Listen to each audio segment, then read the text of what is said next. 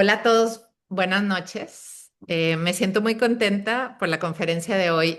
Quiero que sepan que a mí Diego me buscó, yo estaba en Cancún y me buscó para ver si podía él grabarme un podcast allá en Cancún y él estaba yendo de voluntario en el santuario de la Virgen de Satanudos. Y bueno, fui al podcast y para mí fue algo, no sé, sentí una conexión con él, con su historia. Y en ese momento yo me sentí muy afortunada de que él abriera su corazón en ese podcast. El podcast era para entrevistarme a mí, pero él ahí empezó a hablar del tema de la ludopatía y sobre todo del intento de suicidio que él vivió. Y la verdad, pues me sentí muy afortunada que tuviera la confianza de abrirse ahí. Y a partir de ahí fueron dándose una serie de situaciones que yo siento que vienen de Dios. Y bueno. Es una persona maravillosa. Él es abogado, pero sobre todo siempre con la inquietud de ayudar a los demás y a los jóvenes. Yo estuve en un encuentro que él dirigió y fue una experiencia muy linda. Claro, es autoritario y todo, pero, pero bien, porque mantuvo todo así bajo control. Tus papás estaban súper orgullosos de ti. Sus papás se derriten de amor por Diego. Y hoy está aquí y hoy nos va a abrir su corazón y les recomiendo mucho que lo escuchen y que sigan sus redes. Él está en Instagram como Diego Cepeda. Él ya grabó un podcast con Jessica Fernández, muy bueno, por cierto. Y bueno, y luego nos va a hacer un anuncio, porque no sé si él ya puede hablar de ese anuncio, pero nos va a hacer un anuncio muy importante después sobre el tema de adicciones, algo grande que está formando él con otras personas. Y estamos muy felices por eso. Te damos la bienvenida, Dieguito, y todo tuyo el espacio. Muchas gracias, Maite. Yo muy contento de estar aquí. Como tú lo dijiste, tuvimos la oportunidad de conocernos y a partir de ahí hemos hecho cosas muy padres, muy bonitas y hemos formado una amistad muy padre. Creo que, bueno, tú ya lo sabes, que te admiro muchísimo por todo lo que has hecho y te agradezco por darme la oportunidad de estar aquí hoy, poderles dar esta conferencia. A mí, yo encantado, cuando me invitaste, yo encantado de tener este espacio. Voy a empezar a compartirles la pantalla. Mm, mm,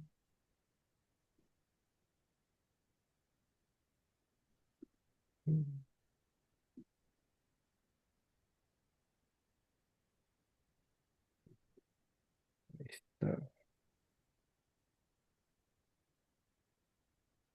Bueno, yo, para empezar a explicar, o sea, explicarles un poquito de quién soy yo, esta conferencia se llama la apuesta de nunca rendirte. Más adelante van a entender por qué. Como Maite ya les dio un poquito del intro, se podrán dar una idea del por qué. No me deja avanzarle. Ahí está. ¿Quién soy y por qué hoy yo estoy aquí con ustedes? Yo creo que esta es la pregunta que muchos de ustedes se hacen. Ustedes a mí no me conocen, o a lo mejor algunos ya tienen la oportunidad de haberme escuchado o de conocerme, pero yo me quiero presentar hoy con ustedes. Yo soy Diego Cepeda, soy hijo, soy hermano y soy amigo. ¿Y qué más les podría decir? Me puedo presentar con muchísimas cosas, pero yo creo que hoy aquí también muchos están para saber lo que realmente soy y soy todo lo que les dije, pero también soy ludópata. Más adelante les voy a explicar qué es la ludopatía y a dónde me llevó a mí eso, que creo que es lo más importante en este tema del suicidio, porque la ludopatía a mí me llevó a tener un intento de suicidio y es por eso que yo estoy aquí con ustedes hoy. Sí, desnudando un poco mi alma y platicándoles un poco de quién soy y hasta dónde me llevó eso. Avanzando un poco más con eso, les quiero explicar qué es la ludopatía para poder empezar desde el principio del tema de qué fue lo que a mí me llevó a mi intento de suicidio. Antes de empezar cualquier conferencia y cualquier plática que yo doy, a mí me gusta explicarlo diciendo y empezando con que yo no soy ningún psicólogo, yo soy un chavo de 27 años, 26 años, que estoy pasando las mismas cosas que muchos de ustedes están pasando, que yo también tengo problemas, que yo también llevo una vida como cualquiera de ustedes lleva, que me he caído, me he levantado, he pasado por muchos problemas y es normal y creo que no tiene nada de malo quitarse esa máscara que muchos nos cuesta y siempre intentamos aparentar que nuestras vidas son perfectas y no lo son. Y yo desde que aprendí a vivir quitándome esa máscara, creo que mi vida ha cambiado por completo. Y se los podría recomendar que a partir del momento en el que yo decidí quitarme esa máscara, he tenido los mejores momentos de mi vida. Y por eso les quiero decir que yo no soy psicólogo. Entonces yo todo lo que yo les estoy diciendo lo hablo a través de mi testimonio, a través de lo que yo he vivido y de lo que he aprendido en todo este proceso y de lo que he podido ayudar y lo que he podido aprender con todas las personas que me he rodeado. Todos estos significados sí son de lo que es las enfermedades o de lo que son las palabras. Por eso se los quiero dejar muy claro qué son literalmente. ¿Qué es la ludopatía? La ludopatía es el juego compulsivo que también se conoce como trastorno del juego, el impulso incontrolable de seguir apostando sin importar las consecuencias que eso tenga en su vida. Creo que está muy claro aquí. Se las voy a poner la segunda, que es la depresión. La depresión es una enfermedad mental que afecta el estado de ánimo, los sentimientos y la forma de pensar de una persona, causando tristeza persistente y pérdida del interés y actividades cotidianas. ¿Qué es el suicidio? El suicidio es la muerte por un acto de violencia dirigido hacia uno mismo con la intención de morir. Yo creo que todos ustedes ya conocían estos significados. A lo mejor el de la ludopatía no. ¿Por qué? Porque la ludopatía ya es una adicción que lleva toda la vida. Se dice que es la nueva adicción silenciosa. Silenciosa, ¿por qué? Y nueva, ¿por qué? Porque se ha puesto de moda el tema de las aplicaciones, que antes no estaban a lo mejor hace algunos años, que ahorita todo el mundo las tiene a la mano. ¿Qué es tenerlas a la mano? Que tú la tienes en el teléfono y la persona al lado de ti no sabe si tú estás apostando o no sabe si tú en el momento en el que estás en una comida, en el momento en el que tú estás platicando con ella, tú estás jugando y estás apostando una cantidad de dinero fuerte o aunque sea una cantidad de dinero pequeña, pero tú estás ahí. Entonces, eso te está haciendo a ti, pues de poco en poco, una persona que se convierte en ludópata, que te estás haciendo adicto a las apuestas. Esa es la definición de ludópata. ¿Por qué se las quiero poner muy clara aquí? Para que ustedes sepan la definición real de eso. Porque más adelante, pasando a esta diapositiva, yo les voy a decir lo que para mí fue en esos momentos, esos significados. Y aquí les va. Para mí en su momento, ¿qué sentí que era la ludopatía? Para mí la ludopatía fue mi perdición. Era como estar atrapado en un ciclo sin fin, donde cada apuesta me alejaba más de mí mismo. No podía parar. Aunque quisiera, me dormía día y noche, consumía mi tiempo, mi energía, mi paz. Vi cómo se desmoronaban mis relaciones, cómo perdía a mi familia, a mis amigos, y aún así seguía. Era mi batalla más silenciosa, era mi adicción que me robaba todo, menos las ganas de salir algún día. Yo creo que esta es la parte más dolorosa que yo he tenido en mi vida. Sí les podría decir que es el momento más duro que he vivido. Y a lo mejor ustedes dicen, porque yo lo he visto y me lo ha dicho muchísima gente, que exagerado, como una enfermedad, porque si ustedes no saben, la ludopatía es una enfermedad. Y digo soy ludópata porque es para toda la vida. Es una enfermedad que nunca se quita y que se lucha un día con un día. O sea, es un día a la vez y solo por hoy. Y sí, muchos dicen que exagerado, muchos dicen, no puedo creer que lo consideren una enfermedad, pero así lo es. Y para mí les puedo decir que me llevó hasta tener un intento de suicidio. O sea, es algo muy, muy fuerte y ahorita está mucho más fuerte que nunca. Yo les quiero platicar un poquito más de mi historia para los que no la conozcan. Yo empecé con esta adicción desde mis 16 años. Empezó muy, muy, muy tranquilo, muy a la ligera, estando con mis amigos de prepa. Yo iba al casino en horas libres, cuando nos dejaban salir a desayunar en el recreo. En vez de irnos a desayunar, nos íbamos nosotros al casino. ¿Por qué? Porque en el casino nos daban de desayunar gratis y aparte podíamos jugar un parlay. Apostábamos 50, 100 pesos a partidos de fútbol. Metíamos 5 o 10 partidos de fútbol, nunca ganábamos, pero el casino tiene sus métodos. Ahí en ese momento nos daban desayunar, nosotros decíamos, pues qué tontos, o sea, nos dan desayunar y apostamos 100 pesos, pues como que no sale, ¿no? Pero pues sí, al final del día ellos te están enganchando. Y sí, pues sí le sale, porque a mí de ir a los 16 años, de pasarme con INES falsas, de dejarme pasar y así, a mí me llevó a tener una adicción por 8 años.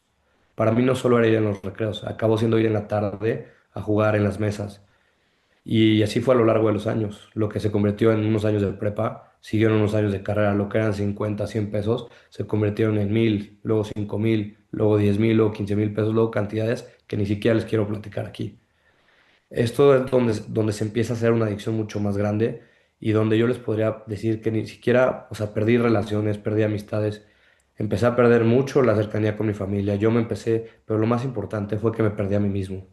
¿Qué les quiero decir con esto? Que yo dejé de convivir con toda la gente que quería. O sea, para mí mis días eran llegar, me levantaba, para empezar les podía platicar que yo dejé de dormir. O sea, yo me levantaba de las pocas horas que dormía, ni siquiera podía levantarme, pasaba unas noches horribles, me levantaba, tenía que ir a clases. ¿Por qué? Porque yo tenía que simular que toda mi vida era perfecta, entonces tenía que ir a clases. En clases empezaba a apostar, lo cual estaba de la fregada. ¿Por qué? Porque desde las 7 de la mañana yo estaba buscando deportes. Lo que empezó en partidos de Champions o partidos de fútbol se convirtió en buscar deportes desde las 7 de la mañana, que eran deportes de Australia por el cambio de horario. Y así sucesivamente en todo el día. A la hora de la comida, yo comía rapidísimo, comía solo y me subía a mi cuarto a ver qué buscaba para apostar. Y así toda la noche. O sea, en la noche ya no encontraba yo qué apostar y busqué maneras de béisbol chino, fútbol de Australia. O sea, ya unas cosas impresionantes que fue a donde me llevó todo esto a mí. Y no solo eso, a mí mi adicción me llevó a somatizar. O sea, tuve un problema con el apéndice donde acabé en el hospital. Y como dicen, pues una adicción tiene tres lugares. Uno es la cárcel, el otro es el hospital y el tercero es la muerte. Y yo pues estuve cerca de los tres lugares. Entonces por eso para mí este pequeño fragmento de que les escribí de lo que para mí es la ludopatía o lo que sentía en su momento, como lo digo, yo no soy ningún psicólogo, por eso el significado de arriba se los quiero dejar muy claro qué es, pero para mí esto fue el significado de lo que para mí en su momento era. Vamos a pasar con el segundo. En su momento, para mí, ¿qué fue la depresión que yo estaba pasando? Para mí, lo que yo le escribía a mi depresión, que no siempre se veía como tristeza, a veces se disfrazaba de silencio, de evitar llamadas, de decir estoy bien cuando ni siquiera sabía qué significaba estar bien. Yo ya no sabía qué era estar bien. Era querer estar solo, no porque disfrutaba mi soledad, sino porque el mundo me pesaba demasiado. Era mirar al techo por horas, sin pensar en nada, pero sintiéndolo todo. Era sonreír en público y romperme por dentro. Era cansancio sin razón. Era sentirme invisible, incluso rodeado de gente. No era drama, no era flojera. Era una guerra silenciosa que nadie veía, pero yo la peleaba todos los días. ¿Qué les quiero decir con esto? Que para mí mi depresión era eso. Era no quererme sentir acompañado porque ni siquiera podía disfrutar de la compañía de las personas. ¿Y a qué quiero llegar con todo esto? Yo sé que a lo mejor no es un fragmento que ustedes están esperando de que, oye, qué bonito esto que nos estás queriendo decir, para nada. Lo que quiero hacer es que tengan conciencia de que una persona que yo, mi 22, mi yo de 21 años, estaba pasando por esto. Igual ustedes son personas de esa edad, igual ustedes son señores, igual ustedes son papás, pero quiero que entiendan un poquito de cómo se veía una persona de 21 años pasando por todo esto. ¿Por qué? Porque una persona de 21 años no se sabe explicar, no sabe cómo decirlo. Y yo estaba planeando diciendo, ¿qué puedo explicarles en una conferencia? Porque normalmente las pláticas que yo doy, hablo más de la ludopatía, hablo más de las adicciones. Y cuando Maite me invita a dar esta plática, yo digo, ok, la quiero enfocar un poco más en la depresión, en el suicidio, la quiero enfocar un poco más en ese lado. Y para poder hablarles más un poco de eso, quise hablarles de mi yo de 21 años, cómo se sentía en ese momento y qué no podía decir. O sea, yo les tenía que dar una explicación de que para mí que era la ludopatía en ese momento era lo que les acabo de decir. Para mí que la depresión es esto. ¿Cómo me sentía en ese momento? Me sentía de esta manera. O sea, me sentía literalmente, para mí cómo se veía la tristeza se veía de esta forma. Se disfrazaba de silencio, de evitar llamadas. O sea, mis amigos me decían, hoy es viernes, hay que salir. Yo prefería no salir. O a veces decía, ahora le quiero salir. ¿Y por qué quería salir? Porque tenía que disimular que yo estaba bien para que la gente a mi alrededor pensaba que yo estaba bien. Yo me tenía que poner máscaras.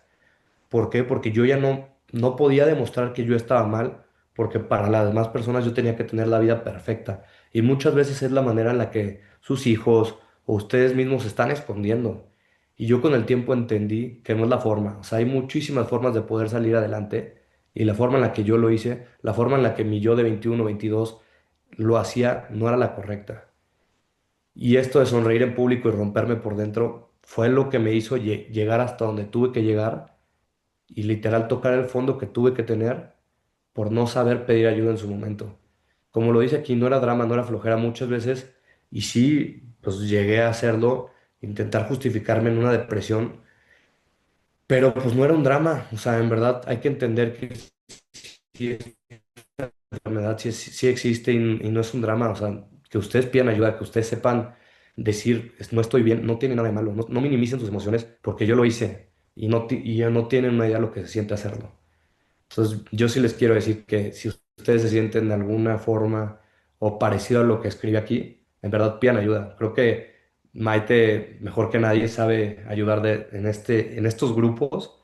Entonces yo se los recomiendo muchísimo que lo sepan hablar. Y creo que viene una de las partes más duras, pero más bonitas de explicar y creo que vamos a llegar a un final muy bonito. Entonces los quiero avanzar, que es para mí en su momento qué sentí cuando llegué a este punto. A ver, algo que sí les quiero dejar claro, que el suicidio no llega de repente. O sea, no te llega así de la noche a la mañana y dices, hoy quiero que sea el día. No llega así. Se va formando en silencio, como una sombra que crece sin que nadie lo note. Y no es querer morir, o sea, es no poder seguir viviendo así. Es mirar al mundo y sentir que ya no hay lugar para ti. Es pensar que tu ausencia dolerá menos que tu presencia. Es escribir ese mensaje que nunca envías. Llorar sin lágrimas, gritar sin sonido. Es estar rodeado de gente y sentirte completamente solo. Es no encontrar sentido ni en día ni en la noche. No es cobardía, y creo que es algo muy importante que tenemos que entender. Y siempre yo he escuchado mucho a Maite decirlo, no es cobardía, no es egoísmo, es desesperación. Es el último intento de apagar un dolor que nadie ve, pero que tú llevas dentro como una carga imposible. Yo al momento de escribir esto me costó mucho, pero sí lo entendí, que yo creo que sí es algo que yo viví en ese momento. No fue algo que yo llegara de repente, fue algo que yo sí llevaba mucho tiempo arrastrando y mucho tiempo arrastrando desde mi adicción, mucho tiempo arrastrando desde años de depresión y mucho tiempo arrastrando desde el no poderme entender qué estaba pasando. ¿Y por qué no me podía entender qué estaba pasando? Porque yo no supe pedir ayuda en su momento. Porque yo no supe decir, ¿sabes qué? Estoy mal. Porque yo no supe decir, ¿sabes qué? Tengo problemas.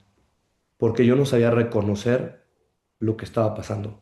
Y creo que desde ahí es lo más importante. Yo no supe abrazar mis heridas. Yo no supe decir, tengo muchísimos problemas y creo que mucha gente me puede ayudarlo. ¿Por qué? Porque la gente me quiere. Y eso es lo más importante. Que yo no sabía cuántas personas en el mundo me querían y creo que eso es lo más importante que tenemos que entender. Hay una cantidad enorme de personas que siempre nos van a querer. Y a mí esta conferencia me gustó mucho. He estado viendo las demás conferencias de estos bloques y algo que me ha gustado es que habla mucho doctor, mucho psicólogo, mucho psiquiatra y me han encantado. Pero creo que algo que yo quería cambiar en este es hablarles desde un testimonio de haberlo vivido. Y yo siempre lo he agradecido. Yo creo que lo mío fue un milagro.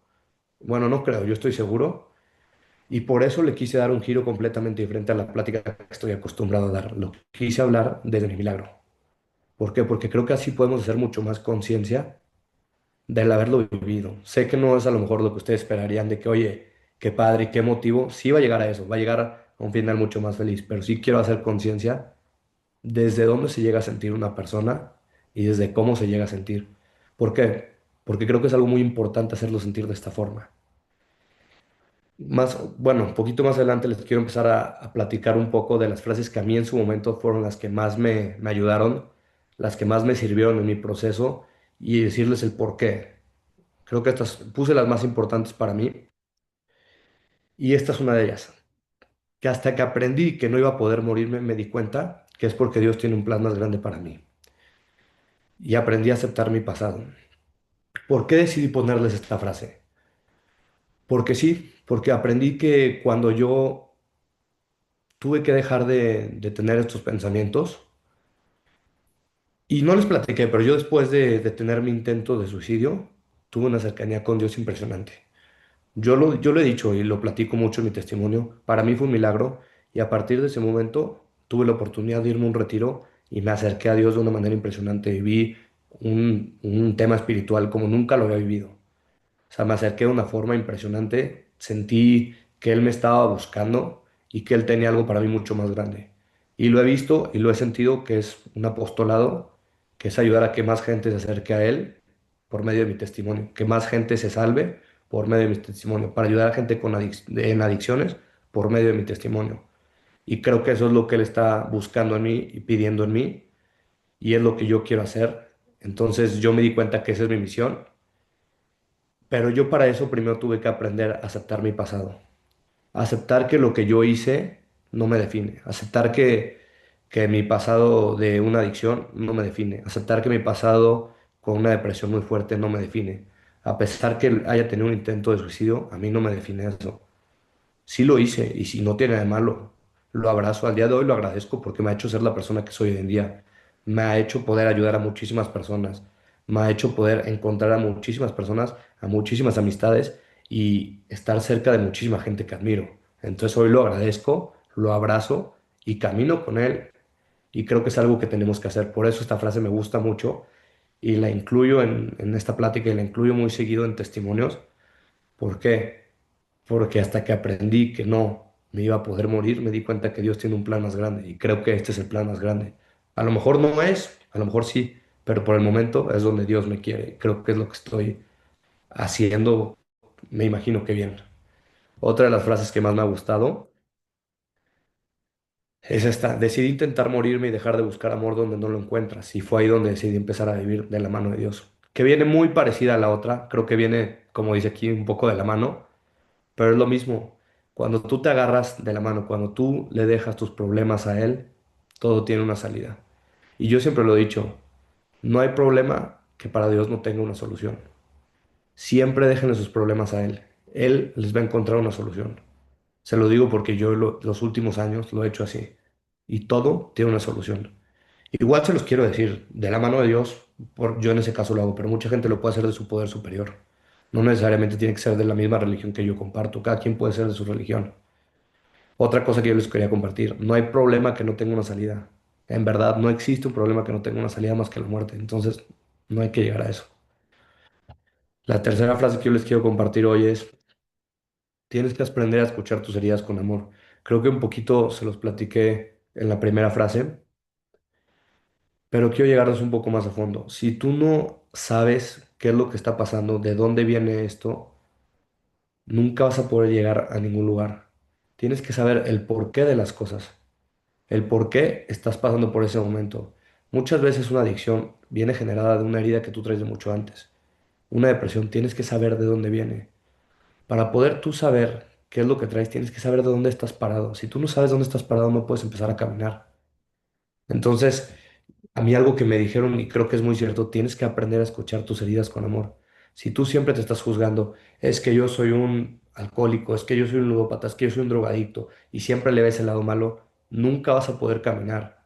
Es que yo soy un depresivo, nunca vas a poder caminar. Si tú dices que yo soy esa persona, pero quiero salir adelante, pero quiero cambiar y sí puedo, claro que puedes. De la manera en la que tú te hables, es la manera en la que puedes salir adelante y puedes caminar. Yo creo que todo está en la manera en la que tú te quieras. Y creo que nosotros somos los primeros que si necesitamos que la gente nos dé amor, creo que el amor tiene que venir de nosotros primero. Entonces yo algo que he aprendido, que si quiero que la gente me ame, que si quiero que la gente me vea como algo más, primero me lo tengo que dar yo, primero me tengo que amar yo. Entonces, primero tengo que amar mis heridas yo. Entonces las tengo que escuchar con amor y las tengo que ver con amor. Entonces yo les quiero dar esta frase que a mí me ha servido mucho en este proceso. Y esto es una que les he dicho, el pasado no te define lo que haces para salir adelante. Como les dije en un principio, a mí no me define ser ludópata, a mí no me define tener un intento de suicidio, me define lo que he hecho a partir de ahí. ¿Y qué he hecho a partir de ahí? Todo lo que he intentado hacer, intentar ayudar a personas, me he convertido a lo mejor, pues sí, en un empresario, me he convertido en una persona que a raíz de su testimonio está intentando hacer que gente salga adelante, que la etiqueta de ludopatía, mucha gente sí me reconoce por eso. Hoy justamente una persona me dice que buscó en la mañana de que influencers ludópatas en México y que le sale el primer lugar el mío. Pues sí, tristemente esa etiqueta está, pero a mí no me molesta porque yo sé que no soy eso y a mí eso no me define. Me define lo que me estoy convirtiendo ahorita, que sí, que va a estar y que la gente te va a reconocer por eso, sí, pero si yo sé que no soy eso, que la gente piense lo que quiera y creo que es algo que también tenemos que entender. La gente puede pensar lo que quiera, pero si nosotros sabemos el valor y lo que somos, que la gente diga lo que quiera. Y eso es algo muy importante que tenemos que entender. Y con esto yo quiero terminar esto. Creo que vamos a tener un espacio de preguntas. También les quería dejar ese espacio de preguntas porque sé que hay muchos papás, sé que quieren hablar un poco del tema porque me llegaron mensajes del tema de la ludopatía, del tema de lo que yo he vivido. Entonces justo platiqué con Maite de que queríamos dejar un espacio para preguntas. No sé cómo lo maneje Maite, cómo lo quieran hacer, pero les agradezco mucho el haberme escuchado.